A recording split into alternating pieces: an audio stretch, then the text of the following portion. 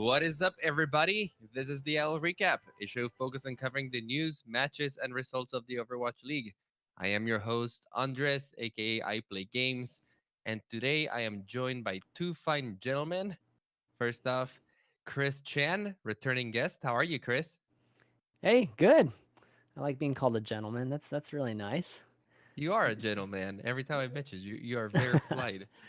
Fact that did you know the name Christopher actually does mean gentleman? Did anybody know that? There you go. See, I it's had no meant to be. idea. Andreas just like knowing these things now. No, I'm happy to be on the show, guys.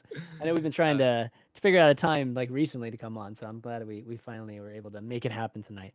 Absolutely. It's great to have you. And as always, we have the good old Bob. How you doing, Bob? Hey, I'm doing good. I think it's funny that you point out that Chris is such a nice guy because Chris was one of the few people trying to make DJ Khalid or however you say his name work. He even got me to stand up. I remember he was like, "Come on, Oh stand up, man. Bob, stand up." And I was like, "All right, I'll get up and do this." So he is a Chris nice bringing man. the Oh positive man. attitude. Oh man, exactly. I did. So I mean, the real thing was like I was trying to avoid me and you, Bob. To show up as the meme, as the kid that just like sat there, like like that became the biggest meme of the Overwatch League finals. Oh man, that was the great Uh, meme. Yeah, that was good that's stuff. good. That's good. Well, today we have a full episode. We'll be discussing the group stages, specifically the group in which the US team was, next to Canada, Brazil, and a couple others. So we'll be talking all those games, how that went through. We also have confirmation of all the new franchises that will be joining the league, as well as who will be sponsoring them. Very exciting news. It went from three teams that were originally leaked to a total of six more teams joining the league. Quite a big number. Were you guys expecting the league to expand another six teams? I was maybe expecting three or four. I was expecting six, right? Like the max number was always six, but I kind of I was basically concluding I would be 4 to 6, but I felt like it would be on the higher side just given how well the first season went. So I figured they wouldn't have a problem reaching whatever max number they had in mind. But the fact they went to 8 was definitely surprising, and I think it just meant that they were selling these things like hotcakes. There were even a few cities that people were talking about that didn't make it on here, like another Korean team, right? Like I think was super close, and there's all this talk about Europeans, and there's been some, I mean, somewhat of a confirmation that the next expansion period will be mostly about European teams. So I think that there's a lot of interest in the Overwatch League right now, and hopefully it continues. After season 2, and we get some more. And kind of round this thing off. I don't know how high we're gonna go. Like, how many teams are we gonna actually have, guys? Well, Like, they I'm want a world league, like ideally yeah, one in every country, I would say. well. one in every country. There's a lot of I countries, think man. There is. I think I mean okay, so if you would have asked me before the league started how many teams I thought they were going to add, I would have thought four. But after all the success, ESPN, the finals at the Barclay, at that point, I'm not surprised with eight. But I think the final goal is probably 32, right? I mean, Nate Nancer has NBA. basically just used the NFL model, and I'm guessing he'll split the world up into four quadrants after that as well. You know what I mean? Like you'll Yeah, have, yeah, you'll have league divisions and conferences and all of that.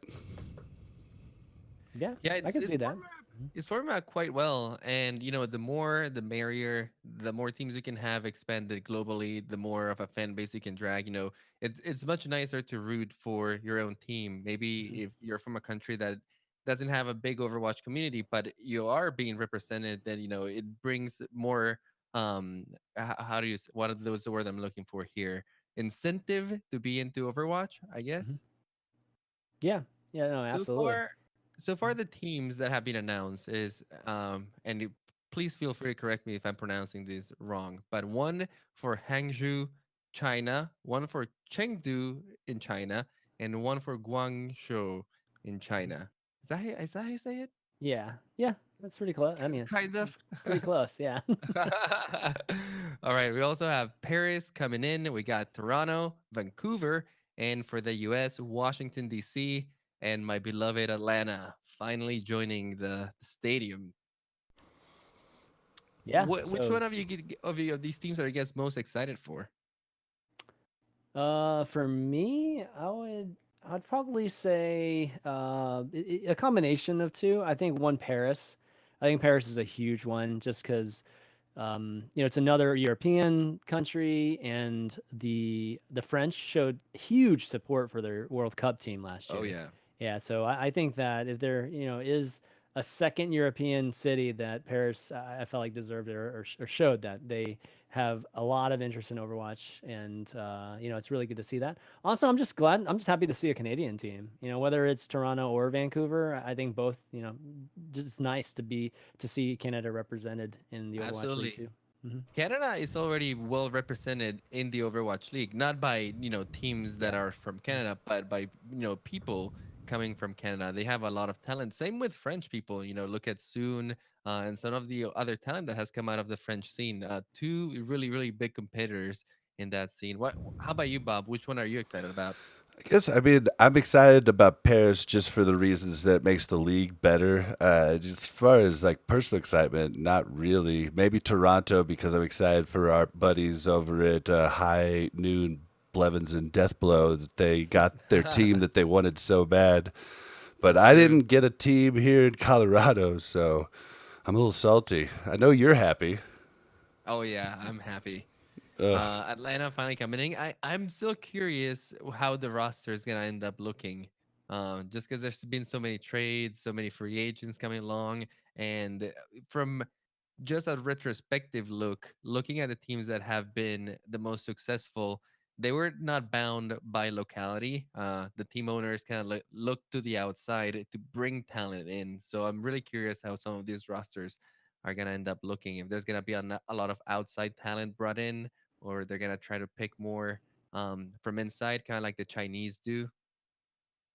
Yeah, I think that even just starting with the teams that have these teams coming into it, right? So we've got Toronto that has Splice, basically being a part owner of the company, but Splice is a team that we've known for a while now, Right. and they're bringing their infrastructure basically into the Toronto team. So whether that how that plays out, I think that will be pretty interesting to see. I mean, same thing with the Atlanta team, right? Like we have C Selfless basically going into there. So, Yeah, will that they just bring happened. players? Will they not? Yeah, exactly. So I'm kind of curious to see like how are they going to start from scratch, or are they going to actually have some legacy players coming along too? But the Chinese teams, yeah, I feel like the Chinese teams will be a mixture. I think some of the Chinese teams will be very Chinese centric, kind of like Shanghai was, right? Hmm. But I think we're going to see a lot of Korean players in the Chinese teams. Like maybe some of them will be completely Korean. I mean, the Interesting. best team like in that scene right now is Korean, right? They're like they're a full Mhm. Korean roster in the China contender scene right now. What's their name? I can't think of it. Uh, the Chinese contenders? Or I mean, you talking about Yeah, but Runaway, or are you it's talking about? it's a Japanese team. Yeah, I think yeah, Runaway. Oh, Runaway. Yeah, Not a Runaway's a great team. Japanese team, That was Korean team. I'm yeah, sorry. Korean team. I'm sorry. I Yeah, corrected yeah. I myself. just throw I it was So all. like, Korea won, yeah. So Runaway run the Korean contenders, right? So, yeah, I think that one of the Chinese teams will pick up Runaway just as a full team. I mean, there's already been talks, right? Runaway's already gotten a lot of offers to basically just purchase the entire team, and I'm sure it's Chinese teams. I'd be surprised if it's one of the Western teams that comes and purchases, Runaway. So well, I I'd It think could expect happen. one of It could them. happen. It could, but I don't think so. Yeah, you're right though. I do find that interesting though, because to me, or maybe it's just my own speculation, but it always seems like the Chinese want to prove that in-house they have the talent, and usually it's almost like a pride thing, right? That they Yeah. want to use their people, no outside. At least that's how I saw Shanghai. They want to give the opportunity, you know, to their people, and they wanted to show that they could compete. That didn't end up panning out so well, but I don't think it was a matter of talent, but more of a mismanagement there. I Yeah. mean, I think it was a matter of talent too. Well, Let's okay, be yeah, a little bit of honest, both. okay? A little bit of Let's both. be Well, completely not honest not here. picking the right talent. I guess what I'm saying is region wide. They picked a There's Yeah. lot talent of in there. yeah, well they picked a lot of players that weren't expected, right off the bat. So I mean, it was definitely not a team made up of the best talent in China. Yeah, and we saw it. Like the World Cup had a two or three guys that I think we're expecting to see on the Shanghai team or just whatever Chinese team, or Chinese centric team, and we didn't see those guys. And so it was pretty surprising. Then I think it just came to fruition, during the season, given that they didn't win a single game. But there's 2 billion people there, guys. I mean, Yeah, there's I know. definitely Yeah. great They're Overwatch good players players. in that country. Yeah, So what it I don't tells think you have anything to us worry about. is that China's a big market for this, Oh, Oh yeah, yeah. for sure. and so I think they can support it. Why not do it? It is very impressive that they were able to sell three franchises on the same go, to China specifically. And we had had some taste of this before. We've heard some things like Shanghai was the number one seller of merchandise, for example, Hmm. throughout the season. And that was kind of a telltale of the support that is brought from that region, whether it be because of the massive numbers that there are in there, but also because I feel like the culture is very in tune with video games and competitive video games specifically. So I don't know. It's a way for them to also hit the international crowd, right? If they can shine in Overwatch League, it's already a league that's exposed pretty well internationally. It's very recognized. Having a top team in there is definitely, something you want to have based on your esports career, I guess. Yeah, I mean, I think the thing with China too is that what I've heard. I mean, it's not confirmed, so don't but what I've been hearing is just that the viewership and just was half of what Overwatch League was like globally, just from the stream plat or just the streaming numbers over there. So I think the fact that they have four cities there really supports that. Clearly, there's a ton of market and support, and I wouldn't be surprised if we see one more China. We haven't even seen Beijing yet, so I think Beijing's probably on the table for a ton of money too. Hmm. But yeah, I mean Shanghai being the best seller, that doesn't surprise me at all. I mean, we're talking one team for an entire country, the the most populated country in the world. That's they sold a lot of jerseys, I'm sure. And even the people in Chengdu and Hangzhou and Guangzhou probably have Shanghai jerseys right now. So I But you wouldn't be have to surprised. update him coming up the That's next right. season. That's right. That's how you make money, man. Just keep selling jerseys. Yeah, That's how more the league makes jerseys. money. Yeah, yeah. Oh, fantastic. All right. Is there anything else you guys want to add for the teams?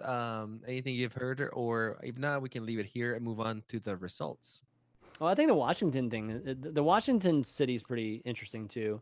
That one Just because, came kind of last minute too, yeah, yeah, and I mean, yeah, I guess you could have foreseen it, given that the whole arena, that arena was announced like a right? year ago, maybe even over a year ago, and everybody was wondering why is there an arena in DC? Like, seriously, why is there an arena that's like focused on esports, even though they're going to be doing other events there too? But it was announced as an esports arena.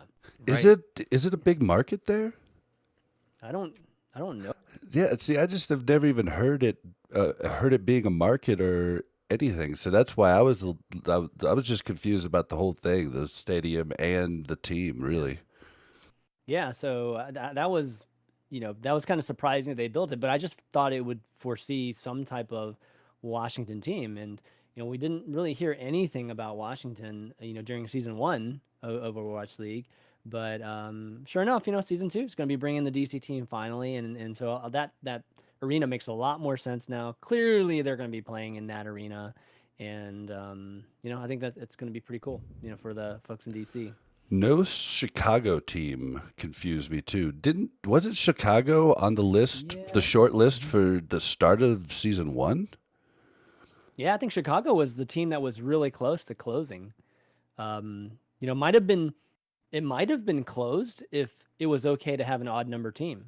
You know what I mean? Like I think the fact that they wanted to Maybe. end on an even number team, it was the reason that the Chicago one didn't even close. So yeah, Oh, I agree maybe with you, yeah. man. It's pretty surprising that Chicago's not in here. it does feel like you do want to get him in pairs. You don't want to get that Yeah. odd team and kind of make it Yeah, an hard odd for team yourself is mid-season. bad. So you think they were Hmm. 21 again? Well, they They were were talking 13 about and now they're the 21. they were talking about like the South Korea team that they wanted to add too. So maybe they had a Yeah. couple in mind, and if they hadn't been able to confirm both, they would have gone ahead. But maybe just came Yeah. down to the wire. They didn't have their things ready by the last minute, and some other teams got the spot. Yeah. Because it is a lot that these teams have to get together, right? Like they have to organize infrastructure for the whole team. They got to get coaches. They got to get whoever they need to maintain the team. They got to get the residency where the players are going to be staying, plus all the contracts for the players and the staff. It's not something you get done one day to the next, right? It's Yeah, something you we got to plan for a while as an investor. and we saw a lot of teams drop the ball in that area and just not knowing. I mean, I don't think any of the teams did anything maliciously, but just screw it up, dropping the ball. And so then to think about them being in their own locations in season 3 just sounds like a daunting task. Yeah. That's why, the splices and the selflesses going into those cities helps out a great deal. Like Right. that's way better than starting with nothing and having to build the entire staff and infrastructure and, bringing together a bunch of people that have never worked together before. It's going to be a lot harder for those teams, but at least they have one season. Like imagine the next expansion teams. I mean, Oh what are they gonna do? God. They're gonna start with the cities like already.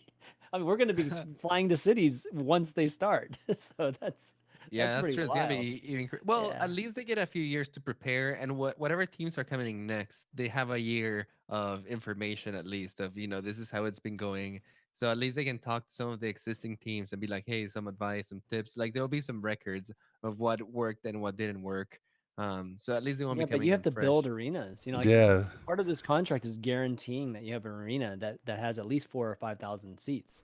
So Is it yeah, 4 or 5,000 or the same as the Blizzard Arena? Because I mean that one's only like no, 450. yeah, I believe you have to have an arena that's gonna seat thousands of people. Oh It's not like wow. 10,000, but it's like thousands of people. It could be like 3,000 to 4,000 or something, somewhere in there. Okay, like, but you have to be able to guarantee a venue like that. Whether it's an existing venue and you kind of rent it. It's just that's obviously some of the things that the Hmm. Valiant talked about because the Valiant has so many different venues that the investor group owns. Or you have to build a brand new one.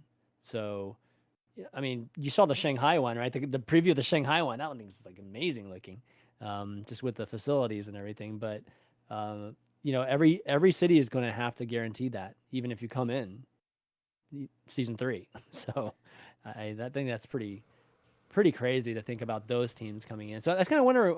I mean, I'm kind of wondering if they're going to have that many expansions next season. Just purely because do you want to put like another 6 to 8 teams in this kind of tough, ramp up situation. Well, yeah, you're right about that. As it expands, they might slow down a little bit just to guarantee that they can have that, level of support and infrastructure around it. But so far, a lot of the cities are already taking steps to create this kind of venues. Mm-hmm. We got one in Texas, like you said, in Washington, D.C., they're building up one. So I think that people have caught on to the massive profits that you can make from esports, the crowd that it brings and how much it's grown over the years, that they're not as afraid to invest in a building. And a lot of these places are repurposed, right? You don't have to build them from complete scratch, but Mm-hmm. you just have to adapt them to esports.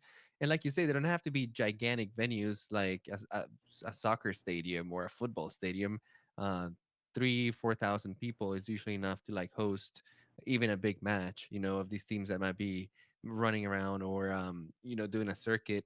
Although it does seem that Blizzard wants to make it more of a spectacle. Once the teams start touring the cities and other stuff, it won't be as many games, but more of a big game. This thing will be San Francisco Shock versus Washington or something, and bunch of people can watch it. I guess less games, but more important, more meaningful. I guess I'm just wondering if they'll be able to sell out thousands of seats Mm-hmm. in each location.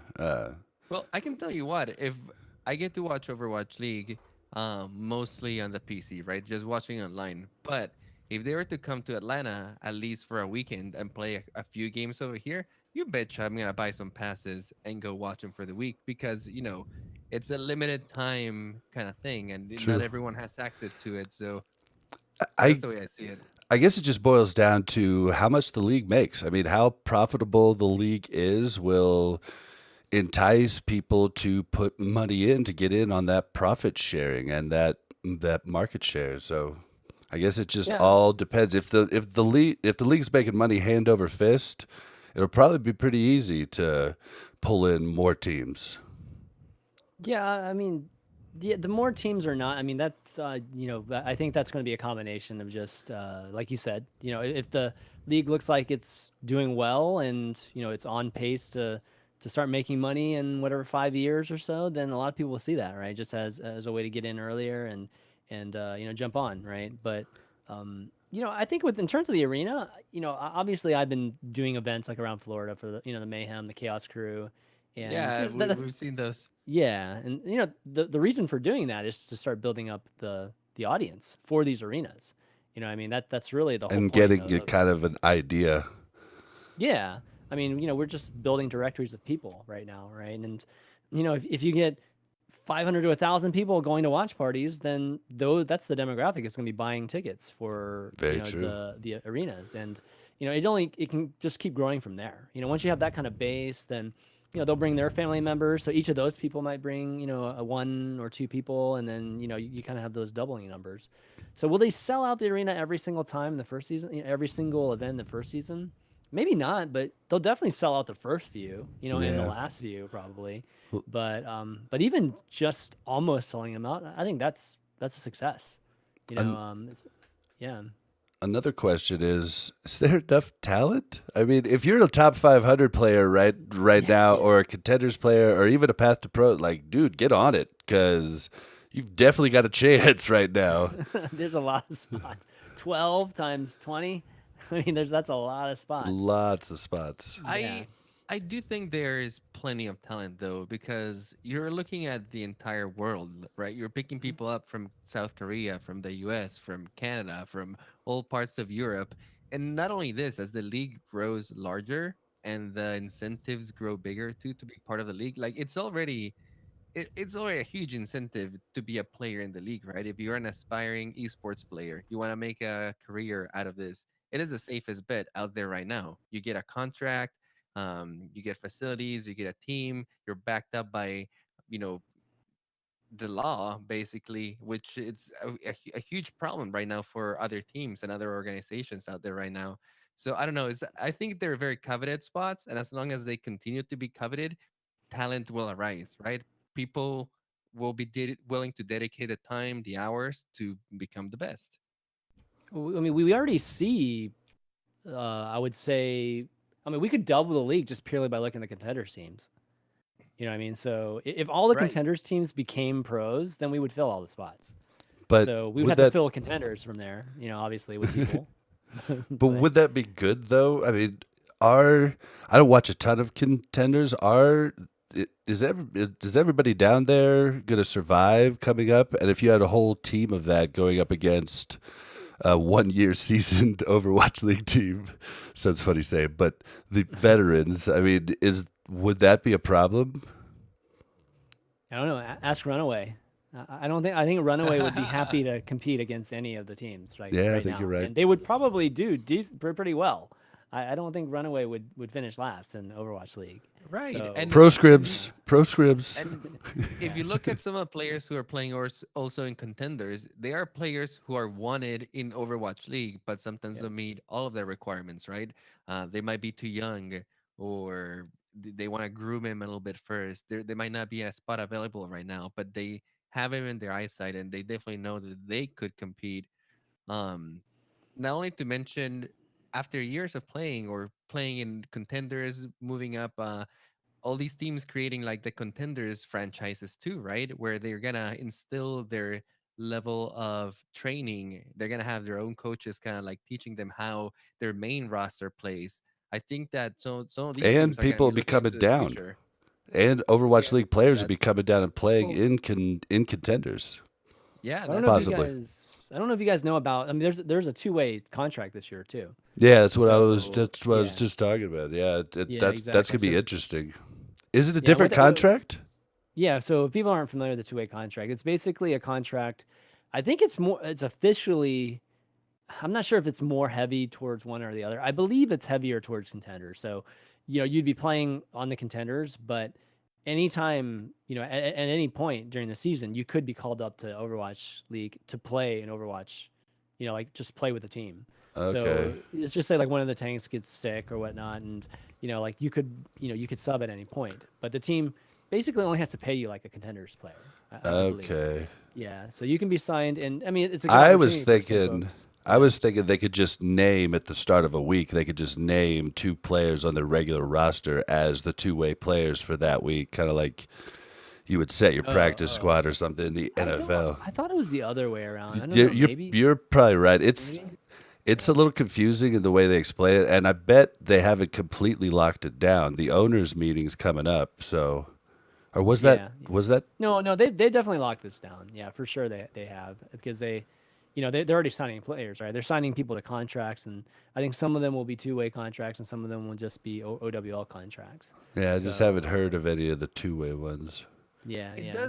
does make a lot of sense though to have your contenders players be able to jump in your main roster every once in a while. Like you said, Mhm. one just in case a player is sick and you know that Yeah. one of your contenders players already kind of knows the practice regime, they kind of know the team strategy. Easy fit. And not only that, but also for prospective players that you might be wanting to try on the main roster to see how they fit if they can perform on the big stage. Maybe players that you're thinking about signing on the next season is a great way for these teams to get to try them out without a big liability or a huge commitment.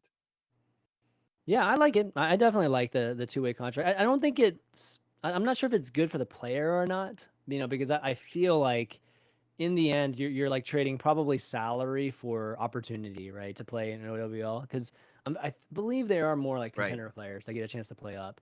But for at least that year, it's probably more beneficial to the team. But long term wise, it's probably good for the player. In terms that he gets to showcase his ability on the tops, on the big stage, and in the end, if he does well, he is going to have a salary increase the next year, right? Like whenever they have to re-sign him, or depending on how many years they sign. But let's just hypothetically speaking, he's 1 year contract. Then the next year, he's going to be up for a raise for sure, right? So I think I like the structure. I think it's pretty cool. I think it allows for some fluidity between contenders and the Overwatch League, and still have that connection too, right? Like this season, we had all these academy teams, but I always kind of knew in the back of my head they could be sniped by another team. Like if the actual OWL team doesn't want to protect them, they don't have to, and then they'll just be picked up. So contenders kind of felt like an open, developmental uh, layer or Open league. house, Yeah, open it house wasn't for really. teams. Yeah, it wasn't really like actual developmental teams for each of the franchises. It Hmm. just felt like the franchises could buy teams and they could sell those contracts too. It wasn't like a true developmental basketball team or where you see like the actual players kind of develop possibly and move up into the real team or even like a minor league team, right? The minor league team is probably the best example where baseball Yeah. teams really groom these guys to get them to move up into the major leagues. Well, I think you're right. I think that this year it was very loose in that regard. But I think that any team that is looking for the long term and wants to stay Mm. at the top for the long term is going to be trying to groom their own players. Just is a good investment at least long term. You're right. It doesn't pay off immediately, but in a few years when you have this huge pool of people you can pick from, and not only that, coveted players, a huge reputation around your team, and Mhm. knowing that your team is bringing up these players is just gain a huge amount of reputation and prestige for that team. Everyone's going to want to play with them, so I don't know, I think it comes with a lot of added benefits. And talking about showcasing players, let's jump into the World Cup and Yeah. how these stages are going.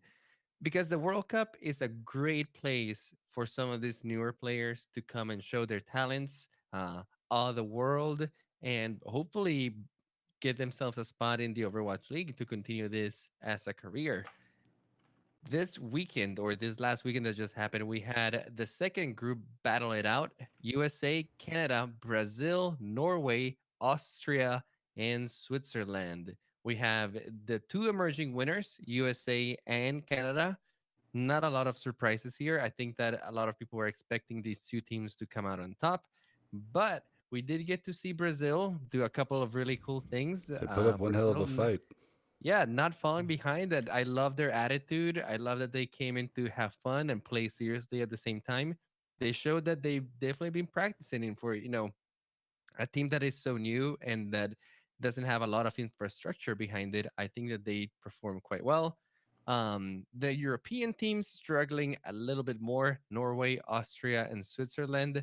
They had a few good battles in there, but they definitely could not measure up to USA or Canada. What do you think? Switzerland was really. I'm going to make the joke. Switzerland was neutral. Neutral. It was neutral. Yep, they Yeah. didn't win a game.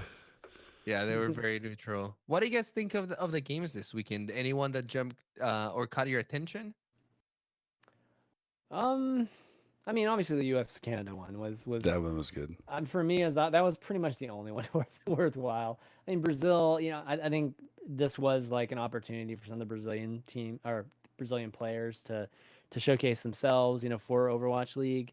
But for the most part, it was kind of a resident sleeper, like this a group because they were just USA and Canada were just so much better than the other teams that yeah, I mean, USA lost one map, but I felt like like one map leading into the Canada USA map. But I feel like they were just like messing around anyway. They just were trying to save the strats. They didn't want to show anything. Yeah, they were not So playing with their max power over here. They were definitely yeah, playing seriously and playing to win, but they were not bringing out the big guns in here. Yeah, no, the yeah, end goal is they want to beat South Korea this year, and hopefully it's the finals. yeah. Well, they wanted to beat Canada this weekend, like so. All Oh, absolutely. everything.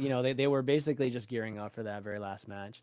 But they were so much better than the other four teams. Like those two teams were just beating them like very easily. So even at one point, the USA like BM'd them like on Hanamura, which I didn't think was cool, but you know, um, that's how much better though they were, right? So it was.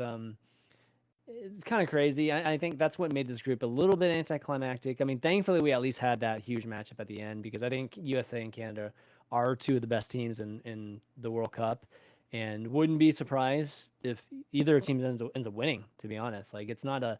I think beating Korea this year isn't as daunting as it's been the last 2 years, Definitely. and yeah, I mean I don't Finland think almost beat so. them. Actually, Finland, like I thought, did beat them, and then all of a sudden, Yeah, somehow dude. Korea pulled it out at the end. It was Oh my God, crazy. that would yeah. That's Yeah. they Uh, just know how to stall, man. They know yeah, how to stall exactly. that point. That's exactly. And there's I think nobody. it is a different story this year, though, because, like you said, South Korea are not the demigods that they used to be before. I think that South Korea, coming into the previous World Cups, had a huge advantage in the sense that they had a pretty good infrastructure of coaching, of team management. It was the one of the only teams that actually looked like a team while playing in the World Cup in the past few years. The US was looking pretty good last year, but this time around is a lot different. A lot of these teams are coming up straight from Overwatch League. They've been competing against the Koreans for a whole year. They've studied the strategies. They've found ways to beat them. So much so that New York Excelsior was struggling there towards the end, even with against mostly American teams, some Canadians as well in there.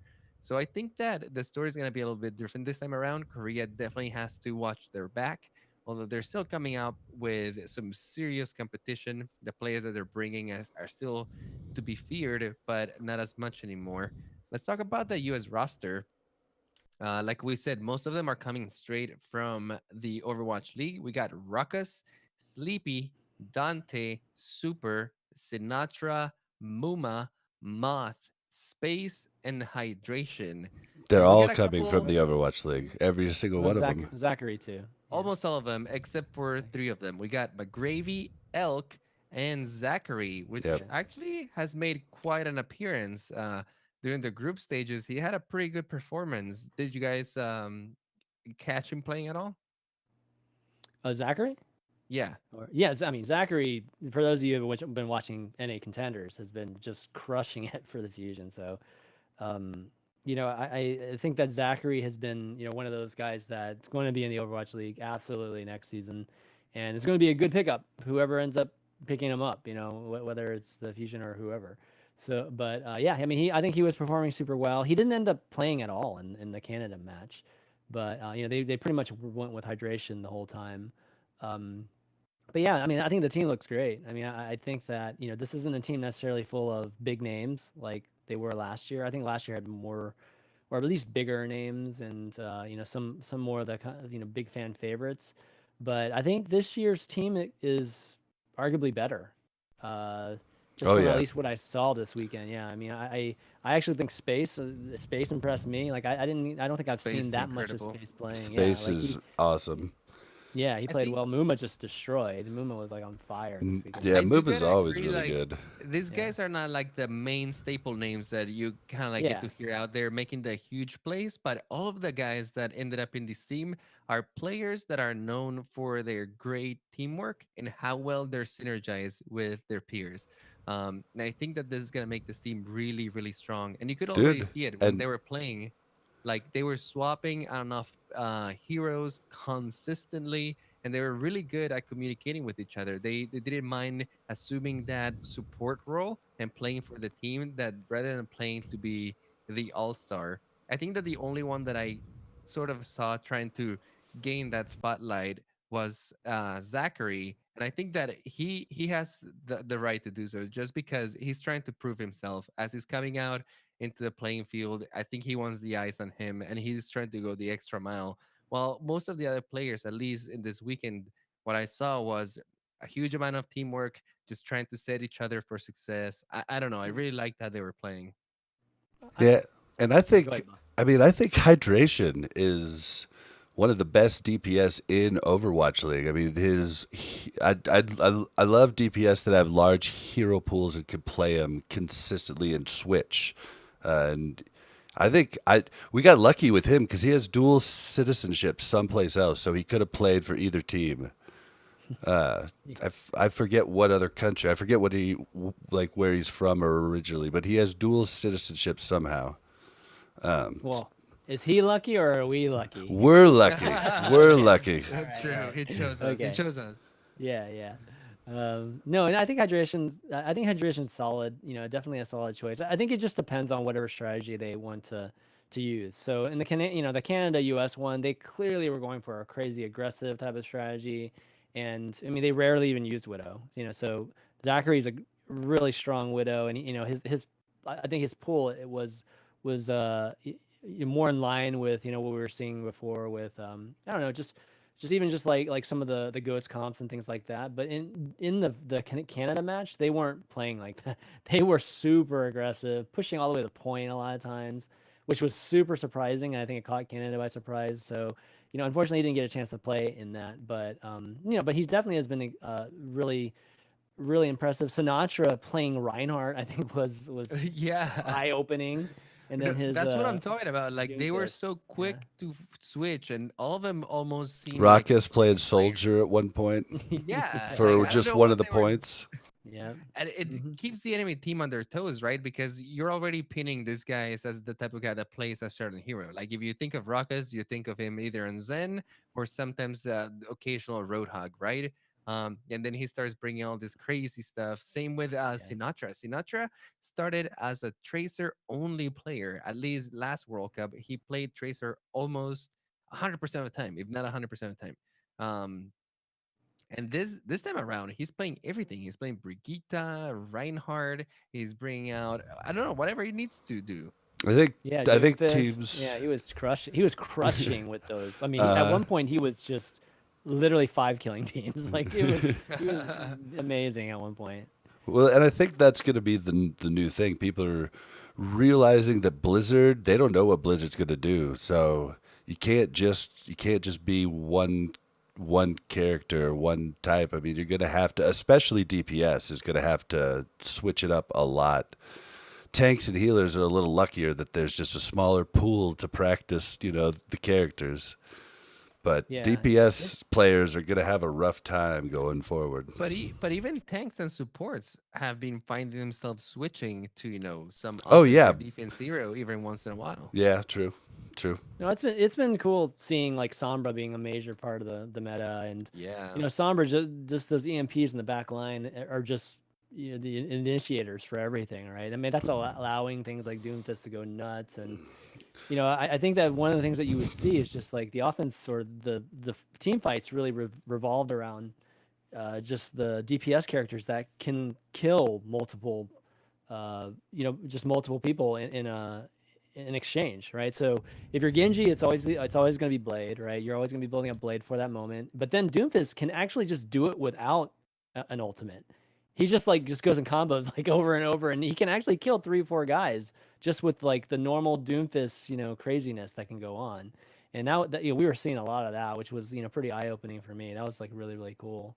But overall, yeah, I think the team looks great. I think they obviously get along well. Arrow's doing a great job of coaching. Clearly, strategies are being executed fairly well, from what I could tell. And I think that's the biggest difference, this year is that, last year we saw a little bit with Kai Kai and the guys, game planning against Korea that first round. And I think they did well. I think they game planned really, really well for the first 3 maps and almost pulled it off. But Yeah, I think that this year you'll see a team that's has more experience, is used to this type of, having different strategies per map or maybe even switching. And I think that's going to play really, really well strategy wise for the US team. yeah, I yeah, think yeah. you're exactly right.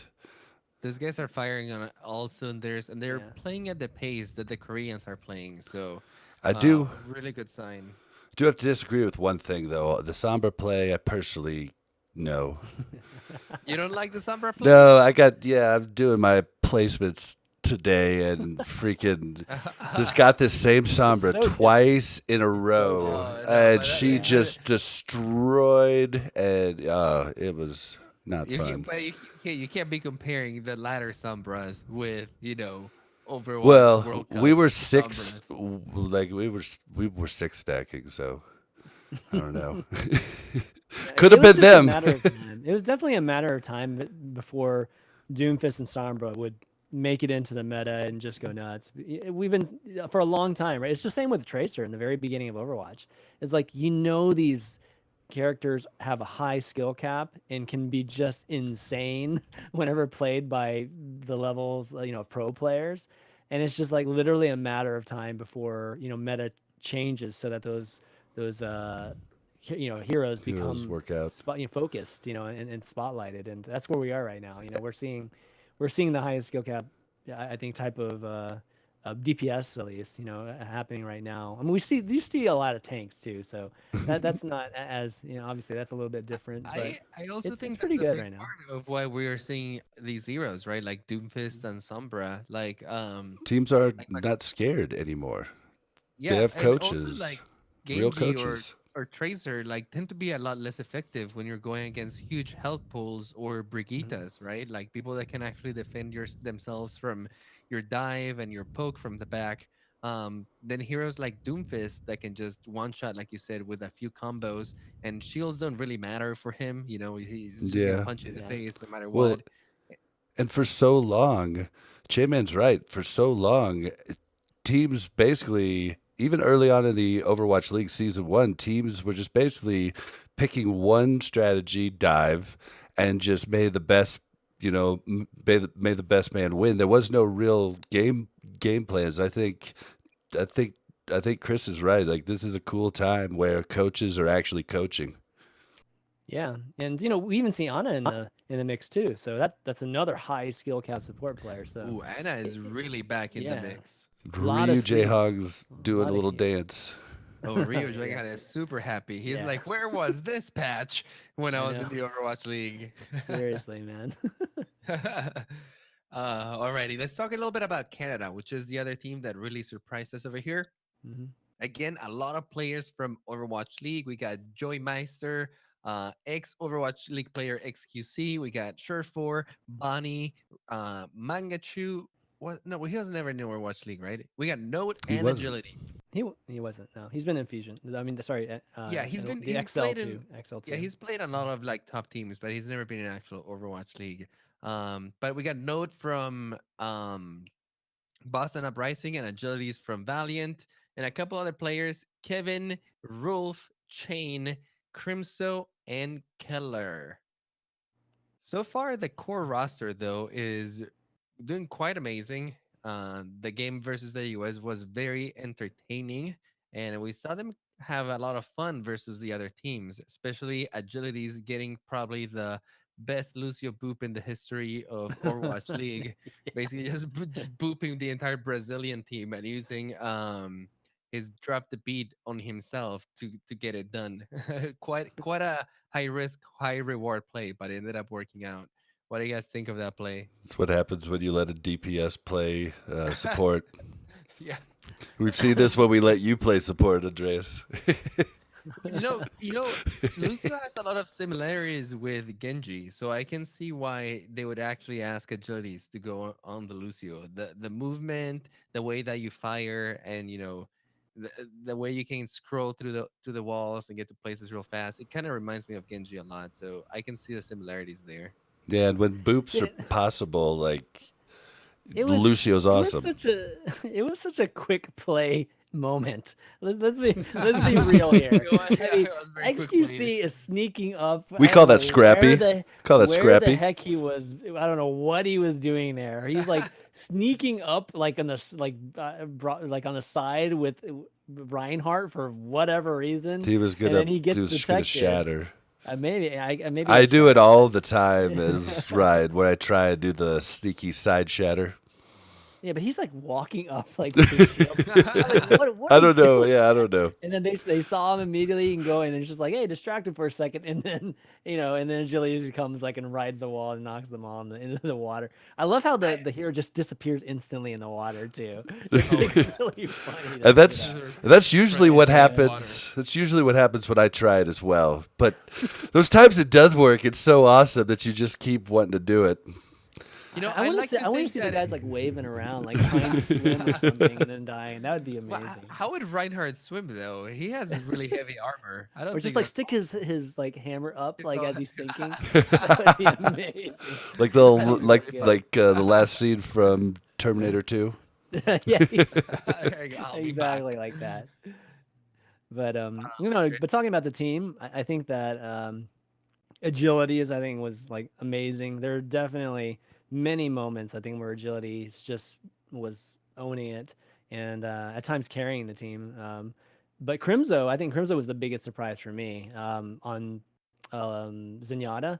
Man, really really good, crazy good. I mean, there were multiple times he would basically do transcendence right before hydration would end up EMPing everybody.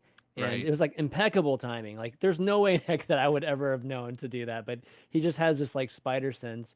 And I think that's the biggest thing to take away from him. I think he did himself a lot of good in terms of how he performed this group, and I think he's going to be picked up for Overwatch League after this.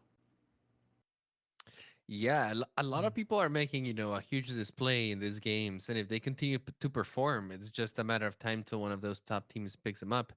Especially with so many expansion teams coming up, they're gonna be looking to fill up those rosters, and if you're a good Zenyatta and a good off healer of the sort, you're in basically. And if We you're also main tank, league needs main tanks. a Yep. lot of main tanks, yeah, a lot of leaders there that have no problem communicating with the team. Another player that was really shining is Sure4, Mhm. the All Star Weekend Widow Magnifique. Uh, he's such a great player. I think that Sherfer is one of those players that you just can't ignore as a team. If you're going up against Canada, he has to be on your radar.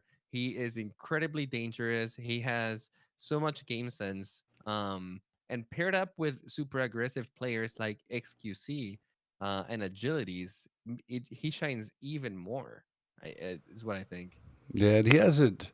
He has a huge hero pool, and we saw it a lot in stage one, but we didn't see it a lot in the last three stages where he just switched over to Widow and played mostly Widow because the meta demanded it. But with this different meta we're in now, Surefour could definitely be a scary, scary opponent. Yeah, I mean we're seeing him already, right? I mean he's been playing obviously a lot of Sombra and I mean definitely dinking guys with Widowmaker whenever he gets a chance. Even like if he could just break out some of that McCree every once in a while too. Like Surefour's an incredible McCree player too. So to your point, his play hero pool is just increased by a lot. I think like just in his career, and I think at this point he's just incredible. Like he's incredible player to have on your team because he can. I think he can switch to whatever DPS that you need him to switch to. I mean, the only And thing I he's think don't so think he plays modest. that well. Yeah, yeah, He's yeah, so humble, exactly. dude. He's super humble. Yeah. Yeah, I think the only hero I wouldn't have him play on is Genji. I Yeah, think I've never outside seen of him play Genji, Genji. it's like he He literally he plays plays a everything. he plays a little bit of Genji. I think that we usually don't get to see him as much in the Genji just because of the teams that he plays. In Gladiators, you have Hydration, which usually ends up taking a spot. Um, with this team, you got Agilities, which is also a A huge really Genji. good Genji.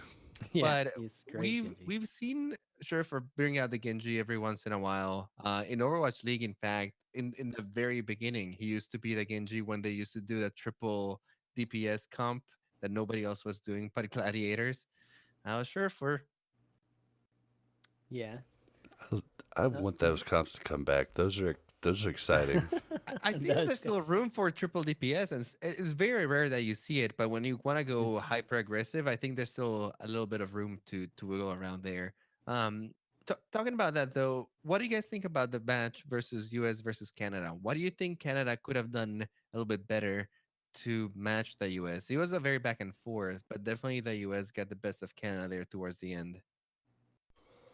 I think U.S. just surprised them strategically. I think the tactics that U.S.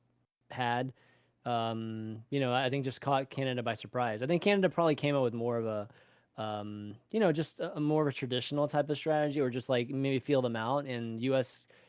came out just with guns blazing in terms of Hmm. trying different things and basically just like diving in on them. And then once they got the point, they would push like all the way up to their spawn points. Like they were like on, was it Nepal? I think it might have been Nepal or was it Oasis? I can't remember which control point was map one, but they literally at one point were spawn camping them like Yep. for one of those maps, and I think that kind of aggression just kind of played through the entire series. And again, credit to Arrow and the coaching staff. Like they clearly prepped for the Canadian team, and I think they kept the Canadian team on their back foot. To the point where it was 3-1. It wasn't even 3-2, right? So, um, I think that was where I think the big difference was. I think both teams played well. Whenever they were able to stabilize and go just head to head. I think Canada did well whenever they were, in one, more traditional type of scenarios. But I think U.S. just tried to play a disruptive style, and it ended up benefiting them. I think it was the jerseys. Dude, both jerseys Those stink. those Like, let's bright not talk white about this. ugly jerseys They blinded suck. I mean, Canada, and Canada was like, yeah. "Oh my god, my eyes! Canada's They couldn't white too. see." So I'm sorry, Canada. We cheated. It's okay. It's okay. Canada's jerseys are just as white as the U.S. ones. They're I know, but I'm just they're trying to make both an excuse. terrible. Yeah, they are bad. Like last It's year's USA jerseys were so good. yeah, Like I think I'm gonna exactly. sport last year's jersey at BlizzCon just because I'm not gonna buy that It'll be the jersey. OG US jersey. I'm the U.S. jerseys. To be honest, they could be the Czech jerseys. I mean, they could be any like the French jerseys. They look like any of the Weird. other countries that are red, white, and blue, I don't basically. know what So someone dropped the ball there. Like I'm yeah, usually a it's. big fanboy of everything, but not a fanboy of those jerseys. I mean, even Canada's jerseys, I think look almost exactly like last year's, and it's just like there's not much design to it. It's like the sleeves are red and the rest of the jersey's white. And Yep. the U.S. is almost the same, except there's like a little ribbon that goes across the middle. They That's might have red, gone white, a and little blue. too simple. It's like, it oh man, in all serious though, I mean, I honestly think it comes down. I mean, a lot of it is the U.S. roster is just crazy talented. But another thing is Jane. This is Jane's first coaching. You know, Jane got popular by doing VOD reviews, and he's extremely smart and analytical. But he probably isn't used to coaching, and he's going to go work with Arrow here starting season 2. And learn a lot of that, how to talk to the players and everything. Now, I'm speculating completely. I have no idea, but I'm just saying there's more experience on the USA coaching side. I think that that's a really good point, and it might come down to coaching because, like we've said before, both of these teams have the talent. Both of these teams have amazing players. The players that can perform, they know what they're doing, they know how to adapt, they're flexible. So I don't think it comes down to talent. I do think that it comes down to how they're executing things. And like you said, Chris, the U.S. was doing some strategies that just caught Canada off guard, and I love that Arrow is promoting that hyper aggressive style of play. I think that a lot of teams have shied away from that. Once they get the point, they play, very defensively. They try to like be more reactive than anything else. But sometimes, offense is the best defense in some of these cases. And Arrow is one of those coaches that really emphasizes that sort of strategy. I really like his way of coaching. He already showed he can turn teams around with Dallas Fuel, and he's already showing he's doing a great job with the U.S. Huge job. The Dallas Fuel thing is just, I mean, that put him on the map, complete dude. turnaround. Yeah. Unbelievable. Kai said, show me the team that can fix Dallas, or show me the coach that can fix Dallas Fuel. Boom. It's crazy. Well, I mean, like, the thing about Arrow is that, like, I had God, who was it? I had Yiska on like the overview, Hmm. uh, just the week before the Arrow was announced to have added Dallas, and we were all talking. Particularly, Yiska was saying that Arrow makes the most sense at Dallas. Like having having Kai basically replaced by Arrow, and the biggest thing that I think that Yishko was saying was just that Dallas just needs they just need structure, and Arrow's like perfect for that, in terms Yep. he's not as much of an X's and O's guy as much as he is, just building the right structure, for the team. And And sure those enough, that's talks. exactly what Dallas needed, right? Like Yeah. Dallas just basically needed, like to have, you know, very very clear defined structure in the team, and like this is what you're supposed to do, this is what you're supposed to do every day, just as simple as that, right? getting Hmm. getting I think the basics in there, Just like a and routine going. yeah, and we're just at Yeah. least having like it's very clear as to what the players are supposed to be doing, and then the players will be able to shine, right, and be able to really have their best selves kind of come through, and I think that's I think that's what Arrow ended up instilling in the team, and it was crazy how fast it was. Like Super it It was seemed like fast. very fast. Well, yeah, the it seemed like it team. was just like a couple weeks, and it was But like, a I'm a different team. huge Dallas Fuel fan, right? So I interviewed a lot of the players. I had talked to a lot of the players privately, and that's the thing I heard from them over and over is I just want to know what's going on. Like they literally Yeah, didn't know what was going on, didn't know what yeah, was going to happen, didn't know if they were playing the next day.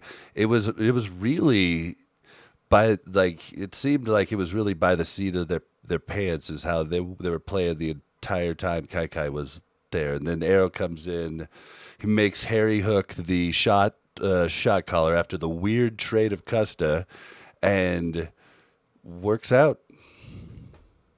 yeah, yeah. So coach, good coach can definitely go a long ways. I mean, clearly, we saw that with Arrow, but Arrow and Jane together will be pretty I think it's gonna be cool. pretty I, crazy. I was Yeah, gonna it's gonna say, be pretty let's not good. discard Jane. It is Yeah. Jane's first rodeo or first major rodeo. Like we haven't seen him He did coach, pretty dang good.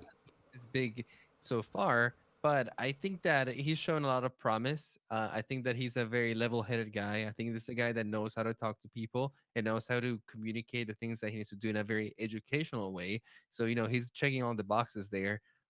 Maybe he does need some more exposure, to doing the job, and definitely working with Arrow is gonna benefit him quite a bit. But I'm looking forward to see how they adapt. They're Yeah. gonna go back to the drawing board. They're gonna see what the US did to them, and knowing Jane, I think that he's gonna have a few things to change up so that that doesn't happen again.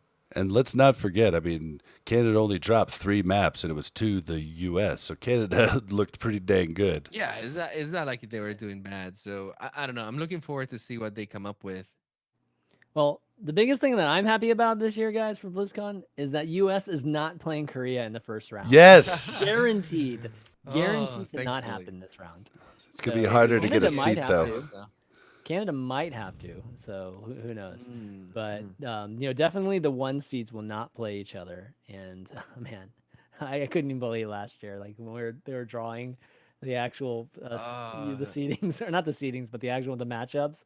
Oh man, when we got Korea first, that was pretty brutal. It was that was rough. pretty brutal, Although especially it was especially a because it fire should have been the crowd. final. It Yeah, I was a mean, fire it crowd almost though. worked out to our benefit. I remember the entire U.S. team was happy to get him first, but yeah, it almost worked out. But this year will be a totally different story. This year is going to be, I think we're going to see a lot of great matches at BlizzCon. So BlizzCon should be super hyped this year. I definitely want to, I think on Saturday. I mean, second half of Saturday, I'm pretty much going to be wanting to be in the arena the entire time. Yeah, we So, might have to set up a tent inside of there, just to catch some seats. Because last year it filled up super fast. yeah, exactly. All right. I think that'll do it for the talk of this group. US and Canada looking really strong. Too bad Brazil couldn't do a bigger performance, but even said that, the US and Canada were the two teams that I wanted to see qualify. I do like seeing some representation from Latin America, knowing that the Overwatch League or the Overwatch scene is alive over there, and there's people trying to make it into the scene. I do love that. Better luck next time for Norway, Austria, and Switzerland. Not quite on par with the level that was required of this tournament, but group stages are not over. And this weekend, we have the third group coming up with China, Thailand, Australia, Spain, Sweden, and Denmark. Couple of teams to look forward to. Thailand is coming in with Mickey. He's probably gonna be leading the charge as he's the most experienced player coming in from that team. We also have Sweden coming in with almost the whole roster of Florida Mayhem plus IDDQD, Chip Former Shayan, roster. and former. I'm sorry. Yes, Former, former. yep, very former. Yeah, The only one they have now, I think, is Tavik, right? Tavik is the only Yeah. one that remains. Yep, everyone else got Poor the little, sack. poor little puppy.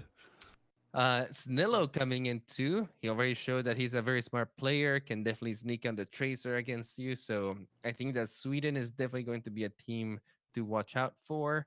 Um, Denmark is coming with one player from Overwatch League, Kellex, and Spain is coming in with Harry Hook, Neptuno, and Doc. So we got a few Overwatch League players in here, like sprinkled in, not as much as Canada and the US, but they are Australia representing. has Custa. Did you say that?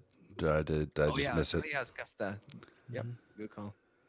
Do you think? Anything you You guys are think? looking forward to see? I would have been looking forward to it if Uber was on Australia. That would have been fun. Just put him in there. Be like the Display him. first World Cup where you had like content creators that could play in the World Cup and everything. Oh yeah. I mean, I'm not sure if he's even going to be working that group, which would be unfortunate. You think they would have put Uber like with the With Australia group? Australia, I yeah. Yeah, because know. it was so hype last year, right? It was super hype last year when I he just want to have Uber was on guessing. just on all of them. I Can I just know. have Just put Uber, him full on all time of it. Uber? Yeah, exactly. No, I think the most intriguing team in this group right now is China.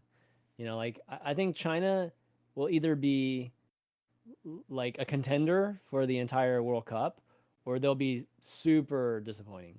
And Another Shanghai Dragon story. It's worth noting they're coming in with 7 players. They have one of the smallest rosters, probably the bare minimum, I think. yeah, which is pretty odd. And I mean, I'll be surprised. I mean, I'll be honest. I don't know a lot of these players, Yeah, Nope. so I think I think Sweden's. I mean, it's going to run away with it. I know it's the mayhem, and they didn't win a lot of games in the Overwatch League, but they're probably miles better than the other teams. Although I did hear Denmark put up a fight last year or something like that. I wasn't super into it until BlizzCon last year, and that's when I went nuts. Denmark's not bad. I mean, Denmark's got Kelleck's fun support. Hmm. Fischer's a solid player. Shax was on the Mayhem Academy team, and Honey.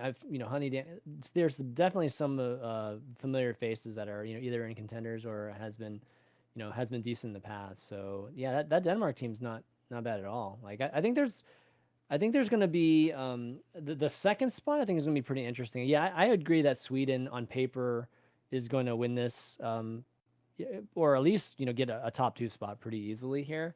But Sweden. Let's be honest with Sweden. They disappoint every single year. And they usually disappoint at BlizzCon, but I don't They know. Like make they're it all the way, disappoint. but yeah. Yeah, I mean their disappointment may have no bounds this year. I don't know. So we'll have to see like if Sweden finally comes together, and plays at the level that they're capable of playing. I mean this team is filled with OWL players, and Graceful's good. I mean, Graceful's even really, really good, and Luddy and like these guys have been playing Overwatch for like the entire uh just the entire time Overwatch has been out. So Yeah, it's true. They're at, veterans of the game. exactly. So add that on top of what's interesting is reinforces on this team I too. know. I'm excited about So that. yeah, we'll see if he actually gets some playtime or not. Probably behind Swoosh here, but I mean, Be a maybe he little will. different than the talent takedown for him. I think that Yeah, the team is looking solid. I think that they have the chance of like taking the whole group first place. But I think once it's gonna come down to facing Canada, South Korea, the yeah, that's US, where. I think it's gonna be the same story as Overwatch League, right? You're gonna see the gap come in there. And I don't know. Is it a matter of coaching? Is it a matter of them not Minerals coaching's great. applying it as much? Is it a matter of infrastructure? Because Mayhem kind of struggled the entire league. They were not you know terrible like Shanghai Dragons was, but they were definitely bottom tier in the Overwatch League. Well, we've seen a lot of talk about man recently, and I mean, there's a lot of. I think there's a lot of things. We had Joe Eluasi on the overview Yeah, I was on just about Friday. to mention that. Yeah. Yeah, so I mean, in terms of their coaching, I think it was one of those things where the organization admitted that they made a mistake in just not supporting Mineral, with a staff. He was just like a one man coaching staff, and then he got burnt out because of it. And by the time the assistant coaches, Ryder and Albert came, then like it was already The in damage was flux, already right? done. Mineral wasn't there, and then so there wasn't even an entire season where the coaching staff was really in place. So Yeah, it's a really I cool story. yeah, You I guys should personally definitely think it's check out. cool that they're giving him a chance. Like I think personally everybody's like criticizing them for not changing their coaching staff. I mean, I look at it from the other standpoint. It's just like it's cool that at least they're giving him another chance with just a full coaching staff in place, and then seeing how he performs based on that. So if obviously he doesn't perform well this season, then completely No different excuses story. this time. Yeah. Yeah, Yeah. but Mineral he built Misfits. You know what I mean? So, I mean he has proven in the past to be a good coach, and I think that the fact that Ben and Joe and Matt are giving him that chance is a very cool gesture. That's getting trashed by the community, and I don't see it like that. So, But then it's cool because it does mean that they recognize that it wasn't entirely his fault, and that they right. could have given him a better opportunity. Which they not. So it's nice that they acknowledge that instead of just throw him to the wayside and carry on. You know what I mean? Yeah, Yeah. it's like giving a head coach like no players and then blaming the head. Like I mean that's not the case. I'm just giving an example, right? It's like you have a basketball coach that has no players and he's like losing, and then you blame him for losing. It's like I think that you have to like put him in a better situation or just a normal situation, Yeah. and then see how he performs, and then you can evaluate him correctly, and if you think about it, if he does great, like what a story that is, right? Like that's an amazing Yeah. story if that happens. If he continues, if they finish the same, then clearly it was a mistake to keep him. But I think the rationale is solid, and if anything, I think it's loyal. Like they're showing some loyalty to him, and a lot of times I think people are quick to pull like pull the hook on coaches in Hmm. whatever esport or sport that you talk about. So I applaud Mayhem for at least doing this, where I think a lot of other teams would be pressured into to replacing the coach. Yeah, very cool, very cool. Well, now I'm kind of excited to watch Sweden, see what how they can perform. Yeah, I wish yeah, them the best. I yeah, mean, Tavik is a great player. He's very fun to watch. When he's on fire, man, it's a treat. yeah, definitely. Alrighty, I think that'll do it for tonight's episode. Again, thank you so much, Chris, for coming on the show. Yeah. Your insights are always really appreciated. If people want to find you and hear more about you, where can they do that? Yeah, so you can always follow me on Twitter. It's just ChanmanV. You can follow me there on YouTube as well. I do another podcast too called The Overview from time to time. I haven't had quite as much time to do it recently, so it's pretty sporadic. But if you want to check that out too, you can find that by Definitely, look for The Overview. definitely check out episode before last with Slasher and Jane. It was fiery. Oh man. I Anything with enjoyed Rod it on so it's gonna be much. fiery. It's just par for the Well, course. Jade comes right back at him. It's a Exactly. good. Oh, it was a good time. No, but thanks guys for having me on. I really appreciate it. It's been a lot of fun. Absolutely. We also want to thank or recap producer Shazir for all of his support. Thank you so much, man, for supporting us at the top level. If you want to join Shazir in supporting the show, you can do so at patreon.com/Omnic. I was gonna say Omniclap. Owl recap. I'm sorry. I'm so used to I'm so used to saying Omniclap I nowadays. do that all the time. Uh, If you want to follow the show, you can also find us over on Twitter at Owl Recap. You can also find us on Twitch at twitch.tv/Owl Recap. And you can find us on Discord at discord.me/OmnicLab. That one is OmnicLab. Our communities are shared. If you want to find Bob, Mel, or me, you can find us in the Discord over there. And you can also email us at contact@owlrecap.com if you guys have any feedback or business inquiries. That's the best place to do so. If they want to find you, Bob, where can they do that? You can find me on Twitter and all the shows I do at Blazin_Bob. That's BLAZZIN_BOB. And if you want to find me, you can always do so on Twitter at iPlayGames. You spell that IPLAI Games. Thank you guys so much. We'll see you guys next time. Take it easy, guys.